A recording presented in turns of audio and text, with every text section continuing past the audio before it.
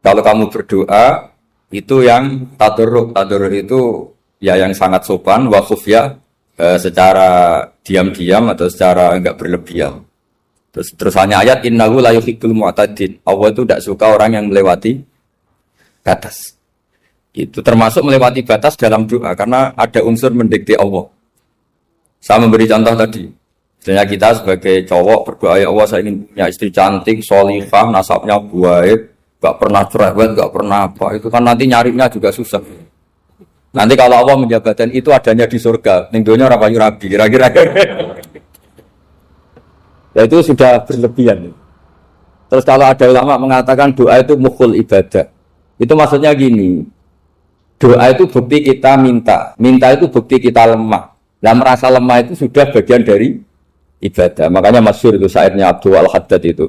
Fadu'ai wabdihali dalilun li fiftikori itu.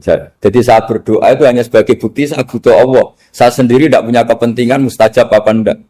Jadi wali-wali yang mengatakan doa itu mukhul ibadah sebetulnya itu malah wali-wali yang dari awal enggak kelintas disembadani apa enggak. Butuhnya dia itu menunjukkan bahwa saya ini lemah. Buktinya posisinya minta. Itu yang dimaksud mukhul ibadah. Tapi kalau kita berdoa terus posisi kita protes, katanya kamu baik ya Allah, engkau baik, ternyata enggak juga. Buktinya semua doa saya enggak kamu kabulkan. Wah, ini malah doa kriminal.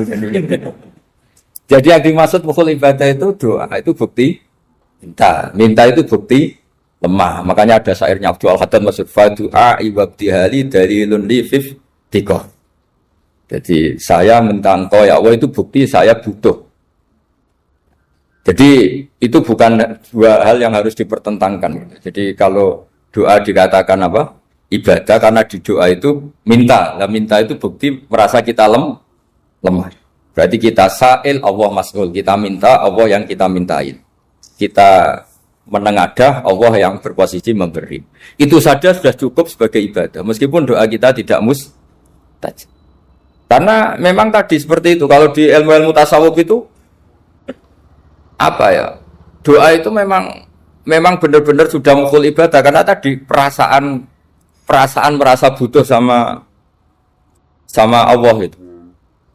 Nah, merasa butuh itu, nah kalau kita berdoa merasa butuh sama yang kita minta, itu dalam ilmu tasawuf sudah kriminal, berarti kamu lebih butuh makhluknya. Misalnya begini ya, saya ingin punya rumah bagus, terus setelah punya rumah kredit saya utangnya banyak. Sebetulnya saya itu tidak pernah ingat Allah. Gara-gara utang banyak, kredit jatuh tempo, terus melibatkan Allah. Ya Allah, saya ini utang banyak, ini, terus tolong dibayar. Sebetulnya saya itu ingat utang, cuma Allah tak libatkan. Lah itu tidak akan jadi wali. Yang jenis ini tidak akan jadi wali. Saya ingin jadi dosen, melibatkan siapa ya nanya? Melibatkan Allah, terus malam-malam bangun melibatkan Allah. Itu artinya apa? Kamu itu lebih ingin yang kamu minta ketimbang ingin Allah. Kalau wali itu enggak gitu, kangen Allah, terus tahu Allah itu zat pemberi, karena tahu Allah zat pemberi terus minta. Maka yang dikangen itu ya Allahnya dulu. Kalau kita kan enggak, punya kasus dulu, punya keinginan banyak dulu, baru ingat siapa yang bisa ya. Oh Allah, Allah kita libatkan. Ya untungnya Allah baik, mau ramal utang, bukan mikir. Untungnya Allah tidak jawab itu. Jadi itu bedanya wali. Kalau wali itu kangen Allah dulu, baru minta. Kalau kita enggak, banyak masalah dulu, baru melibatkan Allah. Nah yang jenis ini tuh bahaya. Kalau enggak disembadani mesti ngomel ya. Gusti katanya kalau yang minta kamu kabulkan, ternyata ini enggak. Nanti kalau Allah jawab, kamu itu tidak kangen saya, kamu itu kangen uang, kangen perempuan cantik yang kamu inginkan. Terus kamu melibatkan saya. Urusannya apa saya dengan itu, Pak? Makanya tidak usah nuntut karena awalnya sudah sah. Ya saya kira itu ya. Jadi ada ayat apa? Ud'u rabbakum tadarru'aw wa khufyah. Terusannya apa? Innahu la yuhibbul mu'tadin. Itu di semua tafsir dikatakan Allah enggak suka orang yang berlebihan dalam doa. Berlebihan tadi, misalnya minta sesuatu yang terlalu besar, atau permintaan kemarin saja lanu addi syukroh, kita tidak bisa memenuhi mensyukuri, sudah minta lagi. Misalnya seorang jomblo, targetnya kan asal payu nikah. Tapi setelah nikah, bayangkan istrinya sholihah, tidak cerewet, itu kan berlebihan. Hilang status jomblo saja belum kamu syukuri, kok sudah minta macam-macam. Jadi harusnya kan syukur dulu ya. Sekedar laku nikah ini kan ada syukur yang harus, seperti jadi dosen juga gitu. Sekedar jadi dosen harus kita syukuri dulu karena menjadi kita tidak nganggur. Itu kan satu harkat sosial yang luar biasa. Jangan tahu-tahu sudah hari kedua cari intensif, cari ini itu, syukurnya aja belum sudah kemana-mana. Lah itu sudah mu'tadin, sudah melebihi apa? Batas. Ya saya kira. Jadi begini ya masalah pendidikan ya. Kalau saya jawab pakai ilmu hakikat saja karena ini keahlian saya. Sebetulnya begini ya, kalau misalnya itu ya subjektif juga, misalnya bilang rata-rata alumni pondok ini sukses, alumni kampus ini sukses, yang ini tidak sukses, itu satu pasti subjektif.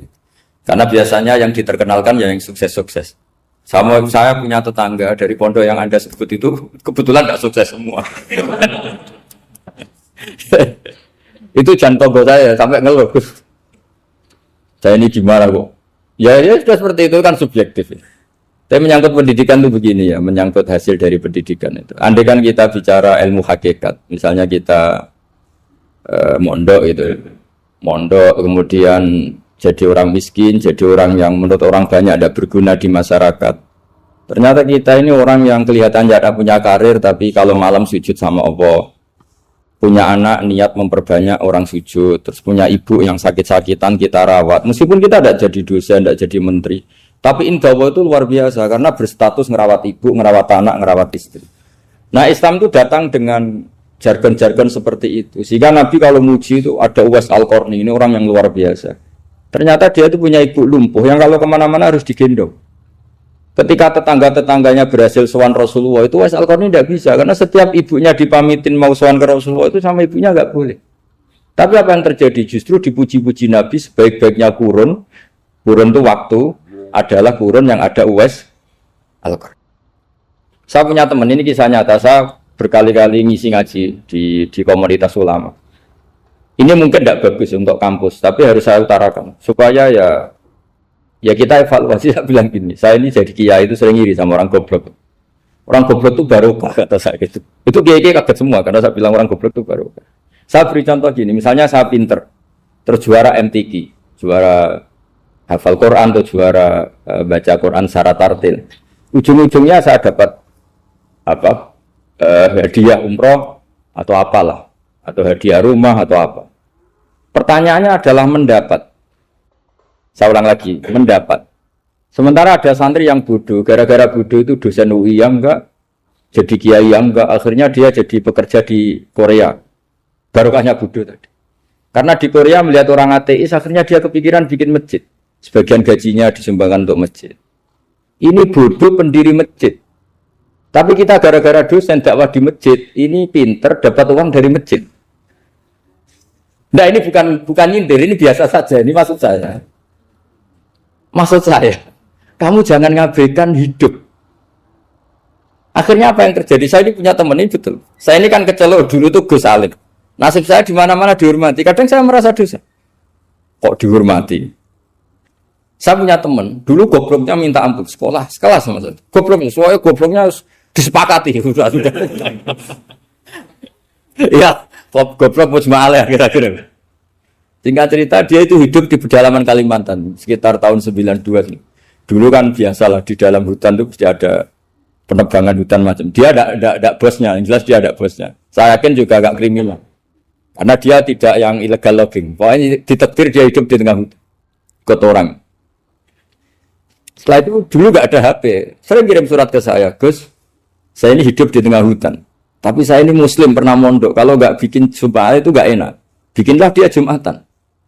Nah karena dia pernah ngaji fikih Syafi'i, kalau Jumatan nggak ada orang 40 itu harusnya zuhur tidak Jumatan. Tapi orang yang kerja di situ tidak mau. Wong dino Jumat kok zuhuran loh Pak. Kalau dino Jumat ya Jumatan ya. Tanya saya, Gus itu kalau ada kaulnya enggak supaya Jumatan ndak orang 40 sah. Singkat cerita dia lama-lama jadi pendiri masjid di situ.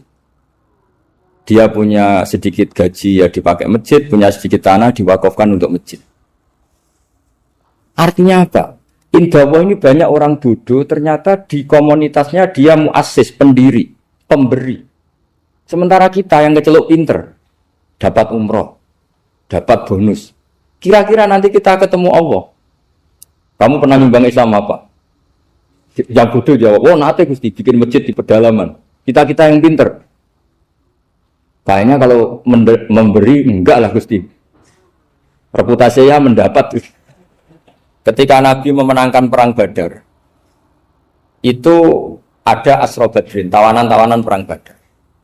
Nabi suka musyawarah, suka rembukan. Ya Abu Bakrin, menurut kamu tawanan ini diapakan? Kata Abu Bakar, hum asyiratuka. Mereka itu keluarga engkau, orang-orang Quraisy. Ya dibebaskan saja. Pakai tebusan. Nanti uang itu kita kelola supaya jadi penguat Islam.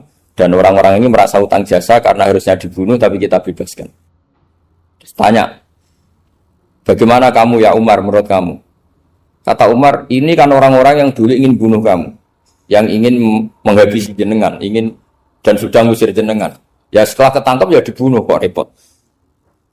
Apa kata Rasulullah? Rasulullah spontan ngendikan, innama salaka ya Abu Bakrin kama sali Ibrahim. Kamu ibarat kayak Nabi Ibrahim. Izqala faman tabi'ani fa innahu minni wa man asani fa innakal ghafurur rahim. Jadi Nabi Ibrahim itu unik. Melihat umat itu sesyafakoh itu. Syafakoh itu banget sayangnya. Nabi Ibrahim cara berpikir, faman tabi'ani fa innahu minni, orang yang ikut saya ya Allah pasti golongan saya, tentu layak masuk surga. Waman asoni, orang yang mendurhakai saya, fa innakal ghafurur rahim, engkau Maha Pengampun. Bukan yang mendurhakai langsung masuk neraka, enggak, engkau Maha Pengampun. Wa masaluka ya Umar kama salin Nuh, isqala rabbi la tadzar ala ardi minal kafirina dajjara. Umar, kamu mirip Nabi Nuh, inginnya semua orang kafir dihabisin. Ya masyhur kan Nabi Nuh itu enggak ingin ada orang kafir sampai ada banjir tufan. Nah kalau sampean tanya bedanya apa dengan garis keras sekarang? Bedanya ya beda sekali. Kalau Nabi Nuh benci sama orang kafir itu diserahkan yang punya. Sehingga yang punya yaitu Allah yang menghukum dengan banjir bandang. Tapi kalau kita kan kadang kita bertindak sendiri. Jadi potensi disalahkan. Yang jelas dalam hadis-hadis sahih, Nabi Nuh itu tidak bisa mensyafaati karena itu. Ketika diminta syafaat, ini hadis sahih bukan ada di Bukhari, ada di Muslim. Karena banyak kalau di kota itu ditanya ini sahih enggak? Untungnya yang tanya kadang enggak paham, ini alhamdulillahnya jadi wah repot. Nabi Nuh itu diantara sebabnya enggak bisa mensyafaati adalah pernah corong Jawa maksudno kaume. Kalau dalam bahasa Arab itu da'a li Zaidin berarti mendoakan positif, kalau da'a la Zaidin mendoakan negatif. Kalau orang Jawa itu ada doa, ada pasat. Nabi Nuh adalah orang yang pernah maksudkan kaumnya. Nah, saya cerita sedikit tentang Nabi Nuh dan Nabi Ibrahim. Nabi Ibrahim dianggap tadi cerminannya Abu Bakar, dianggap niru Ibrahim, cerminannya Umar, dianggap niru Nabi siapa? Nabi Nuh. Lalu kalau sampean tanya, bedanya gimana? Begini logikanya. Kita mengkaji secara akademik begini. Ada ulama besar, namanya Abdul Hasan Asyadzili, itu masyhur di Indonesia menjadi Thariqah Asyadziliyah. Terus ada seorang muridnya minta gini, ya Abdul Hasan Asyadzili, tolong saya dikasih ijazah supaya saya tidak pernah maksiat di bumi ini. Karena saya takut sama Allah, kalau saya maksiat itu merasa tidak nyaman dengan Allah. Abdul Hasan Asyadzili ini malah marah besar. Atuhibbu alla tadhharu maghfiratuh. Kalau kamu tidak pernah maksiat, berarti kamu suka maghfirahnya Allah Ta'ala itu tidak kelihatan. Karena tidak ada yang maksiat. Tapi bukan dukung kamu yang tidak. Ini cerita ilmiah. Tapi kalau Sayyid Abdul Al-Haddad, itu kebalikannya. Ada orang fasik itu hidup berkeliaran, mengganggu masyarakat, ganggu ketertiban agama.